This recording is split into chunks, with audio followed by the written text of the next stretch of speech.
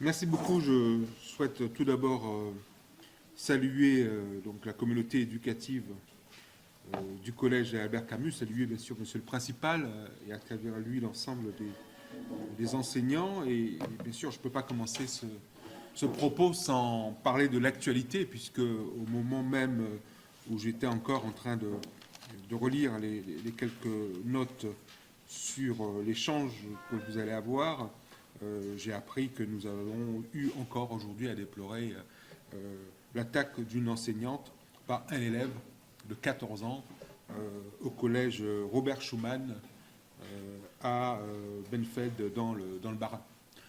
Heureusement, je crois que les jours de la collègue ne sont pas en danger. Malheureusement, le jeune qui s'est lui-même fait du mal a le pronostic vital qui est engagé.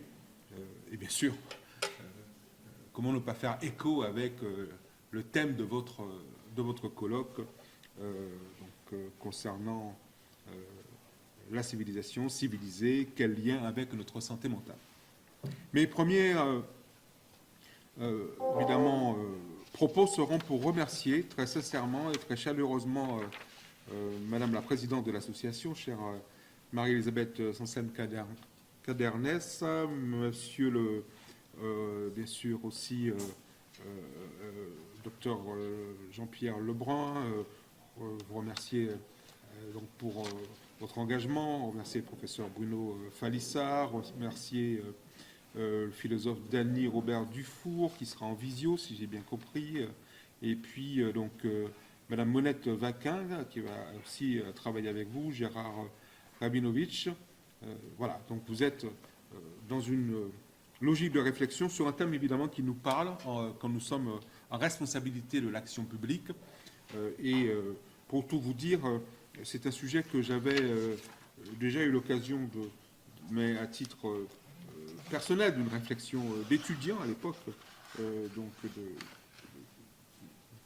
de comprendre les enjeux et de comprendre notamment tous les aspects, alors sous un angle particulier, puisque quand j'étais jeune étudiant, bien sûr, j'ai beaucoup lu Frantz Fanon, psychanalyste martiniquais qui a travaillé sur ces questions de santé mentale et processus de civilisation, alors sur une démarche qui était la sienne, notamment par rapport à la question de la colonisation. En préparant mon propos introductif, je me suis rappelé, voilà, ces jeunes années où je lisais Frantz Fanon. Pour 2025, vous l'avez dit, Madame la Présidente, vous avez choisi un thème qui, me semble-t-il, n'est pas tout à fait en dehors des conversations que nous avons eu la chance d'avoir, et j'ai eu le privilège d'avoir effectivement 2 conversations intéressantes avec vous. Civiliser, quel lien avec notre santé mentale? Il s'agit donc de nous interroger sur le vivre ensemble, à la fois dans l'intimité, bien sûr, de nos foyers, mais dans l'espace public. Évidemment, pour ce qui concerne l'acteur public que je suis, c'est cette préoccupation de tous les jours que j'ai à l'esprit. Être civilisé, bien sûr, ne se limite pas au respect des règles collectives. C'est aussi savoir composer avec l'autre, transformer nos pulsions, nos fragilités et nos frustrations en une coexistence supportable. Et si on se réfère à notre devise, les fondateurs de la République nous ont donné une ambition encore plus grande, puisque liberté, égalité, fraternité républicaine, c'est beaucoup plus que de la coexistence supportable. C'est dire le défi qui est le nôtre, mais aussi la belle ambition républicaine qui est notre héritage. La santé mentale se construit dans le processus de civilisation, elle dépend de la façon dont une société accompagne chacun et tous, mais aussi des influences externes qui traversent nos vies. Et interroger le rapport entre civilisation et santé mentale, c'est questionner nos institutions, nos modes de vie et les équilibres de chacun. Notre mission, bien sûr, nous, acteurs publics, moi qui suis en responsabilité ici en tant que préfet du département du Puy-de-Dôme, notre mission, c'est de pacifier l'espace public dans un monde où tout s'accélère et où les contextes socio-économiques, mais aussi numérique, bouleverse nos repères. Les réseaux sociaux en particulier jouent un rôle ambivalent, il faut bien le reconnaître. C'est un espace d'échange, bien sûr, et de solidarité, incontestable, mais aussi les réseaux sociaux sont des lieux de diffusion d'une hyperviolence, sous une forme ou sous une autre, d'une hyperviolence, de harcèlement, et ici dans un collège, malheureusement, ce sont des sujets, je sais, de préoccupation de tous les jours, d'exacerbation aussi des colères et d'atteinte directe à l'estime de soi. Chaque jour, et je le vois à travers mes responsabilités, les fragilités, les vulnérabilités de la santé mentale se manifestent au travers des violences intrafamiliales. Et quand on est préfet, on commence sa journée par lire les rapports de police nationale. Et c'est vrai que c'est un scandale d'être préfet du XXIe siècle et d'avoir toujours à lire le matin les scènes que je lis sur les violences intrafamiliales. Encore ces derniers jours, dans l'espace public, un ex-conjoint qui a agressé à coups de couteau son ex-conjointe, heureusement sans avoir réussi à atteindre finalement sa vie. Mais ça s'est passé ici, chez nous, quartier Saint-Jacques, il y a encore quelques jours. Les addictions, l'alcool, bien sûr, les écrans, les réseaux sociaux, mais bien sûr, sujet d'actualité qui m'occupe beaucoup ces derniers jours, la question des stupéfiants, l'addiction, donc, bien sûr, au cannabis, mais aussi aux drogues dures, la cocaïne. Et nous avons, vous le savez, ici un combat très difficile que nous sommes en train de mener, qui a bien sûr écho dans une dimension internationale. La cocaïne arrive à Clermont-Ferrand à moins 40, moins 50% de ce que c'était il y a encore un an, pour des raisons géopolitiques complexes. Et c'est de cela dont il s'agit. Nous avons à faire face à cette action sous, bien sûr, l'engagement du quotidien des forces de sécurité intérieure, de la police nationale, la gendarmerie, mais au moment où je vous parle, encore dans notre ville de Clermont-Ferrand, ce qu'on appelle des points de deal, c'est-à-dire des lieux où un certain nombre donc, de délinquants organisés essayent d'instaurer commerce permanent. Il y a donc 500, 700 clients jour par point de deal. Le mal-être, bien sûr, est un enjeu aussi fort. Le repli sur soi, malgré cette société de l'ouverture, cette société du tout numérique, il y a encore, on le voit tous les jours aussi dans notre action publique, beaucoup de concitoyens qui sont encore dans ces situations de repli sur soi et qui vivent dans des conditions de vie dégradées. On a notamment dans notre département une cellule départementale de lutte contre l'habitat indigne. J'ai fait le point il y a quelques jours avec les services qui travaillent sur ces questions-là. Donc une action forte, puissante, qui doit être conduite au quotidien avec une approche multipartenariale pour apporter des solutions sur ces situations d'habitat insalubre et d'habitat dans des conditions indignes. Je vois aussi cette fragilité de la santé mentale à travers les agressions contre les personnes qui représentent une autorité, et en particulier les personnes en tenue, agressions contre les policiers, contre les gendarmes, mais aussi contre les pompiers.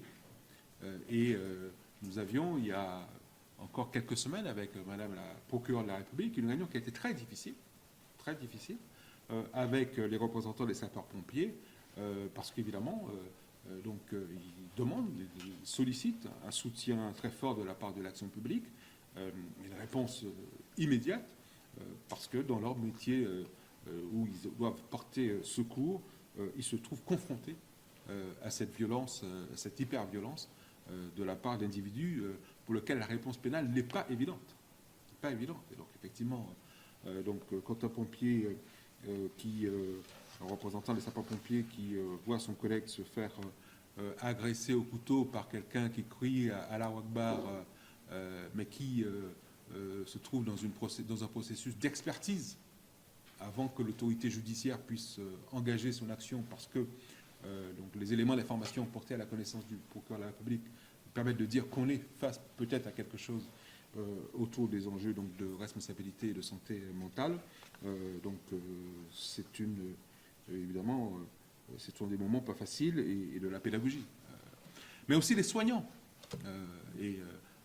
Ici, dans notre département, aux urgences, nous avons connu encore ces dernières semaines, ces derniers mois, des actions violentes vis-à-vis des soignants.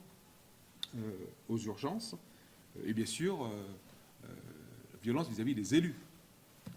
Et encore hier soir, un rapport dans mon rapport de police, un adjoint au maire, qui a eu ses jours mis en danger parce qu'un de ses administrés, alors qu'il traversait la rue pour aller acheter sa baguette de pain, il lui a foncé dessus en voiture, il a dû s'écarter vivement, et non content de cela, l'administré retrouvait quelques minutes plus tard, affirmant son acte, disant tu as eu raison de te pousser parce que sinon je t'aurais fait la peau, quoi.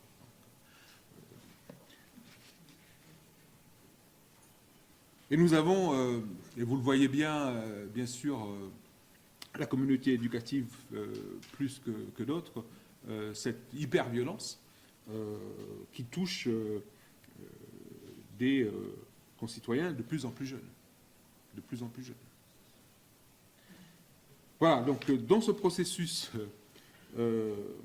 l'enjeu, bien sûr, de la socialisation est essentiel, capital, et chacun doit jouer son rôle. Chacun doit jouer son rôle. Les parents, bien sûr, la communauté éducative et les encadrants, et notamment vis-à-vis de la jeunesse. Nous avons besoin d'une mobilisation, et je dirais même d'une forme de remobilisation des adultes et des différents acteurs de la société. Les jeunes ont besoin de cadres, de repères, de rites. Nous en avions parlé longuement. Ce n'est pas simple dans le monde qui est le nôtre, ou le monde où les références vacillent, où l'hyperviolence médiatisée est banalisée.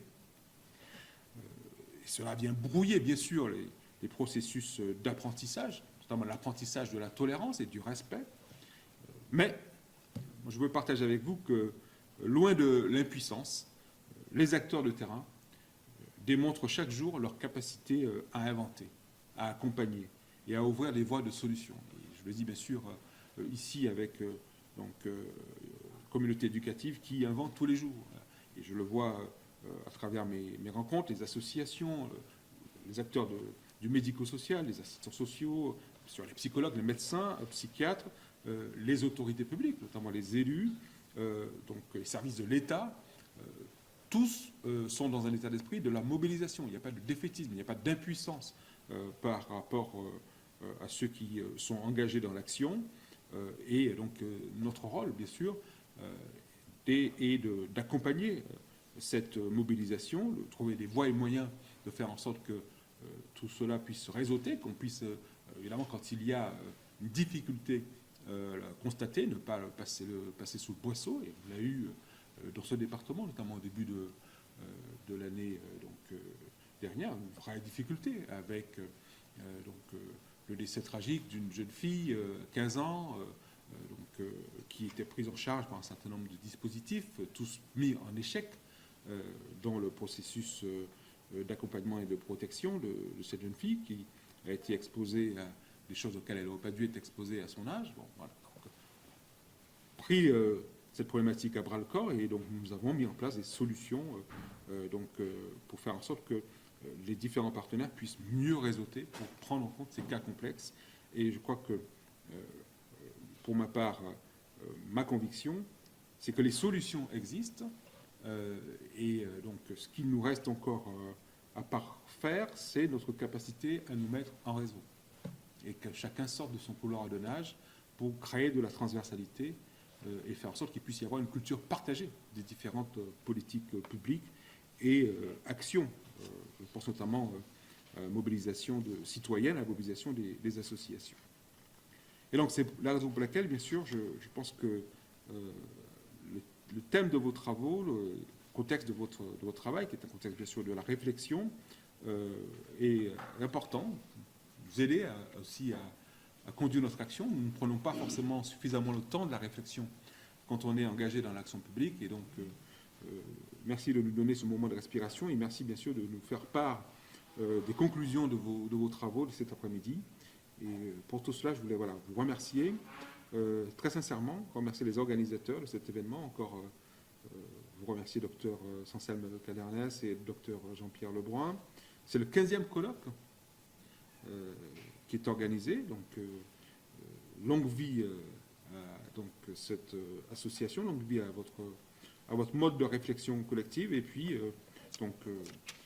je souhaitais, pour conclure mon propos, partager avec vous le fait que,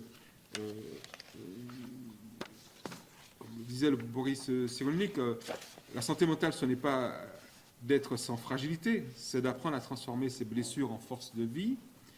C'est l'ambition du processus de civilisation. Et notre défi en tant que républicains est de relever cette ambition. Et surtout de ne pas sous-traiter à je ne sais quelle organisation communautaire cette ambition. Et c'est la conviction aussi que je voulais partager avec vous en tant qu'acteur public en responsabilité ici et maintenant. C'est une composante essentielle, me semble-t-il, du pacte républicain. Répondre à cette question que vous vous posez cet après-midi, civiliser, quel lien avec notre santé mentale? Et la réponse, c'est ma conviction, doit être une réponse républicaine. Et bien sûr, reconnaître aussi que cette ambition qui nous a été donnée, qu'il faut continuer à parfaire, de la fraternité républicaine, reste notre boussole. Et comme le soulignait très fortement Victor Hugo, dans son fameux discours au peuple de Paris, c'est la fraternité qui sauvera la liberté et l'égalité. Merci de votre attention et merci pour vos travaux.